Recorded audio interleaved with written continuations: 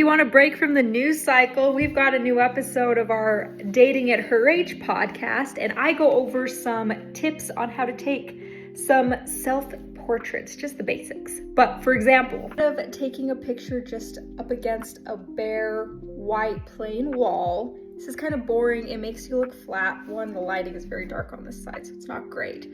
Find something that is a little more interesting as your background and give yourself some space so you can create more depth. Give yourself some natural lighting if you can. Opening a window, cracking it slightly. Just see the difference of that? And the light is on in my space, but just a little peek will make it look so much better, so much better.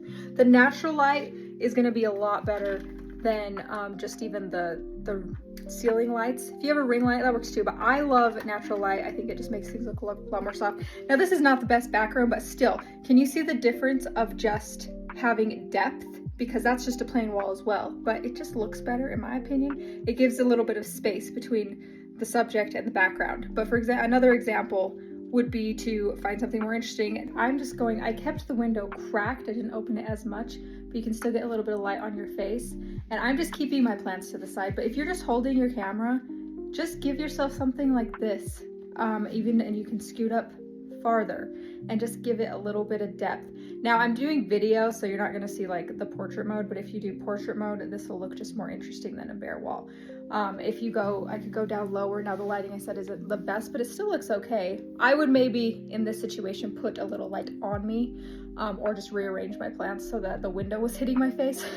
But just something to keep it a little bit more interesting. Depending on your vibe, you could probably change the color of your shirt if you're just doing a more plain background. This is kind of blending in, but you can see that there's a difference here.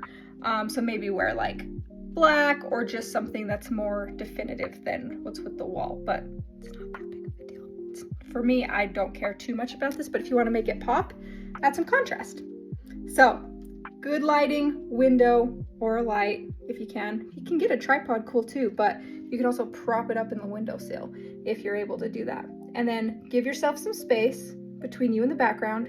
And if you can, find some fun things to add to it if you're shooting indoors. You can also go outside because there's a ton of free backgrounds out there with the landscapes. This is one of my primal spots to take pictures because I just like the lighting in this corner, but it's not the best background, but it's the stairs, so sometimes I'll go up higher and take pictures. But yeah, if you want to learn a little bit more about self-portraits, listen to our podcast, Dating at Her Age, where we talk about that and also how we've lost the art of dating and what has changed between now and, say, dating in the 80s.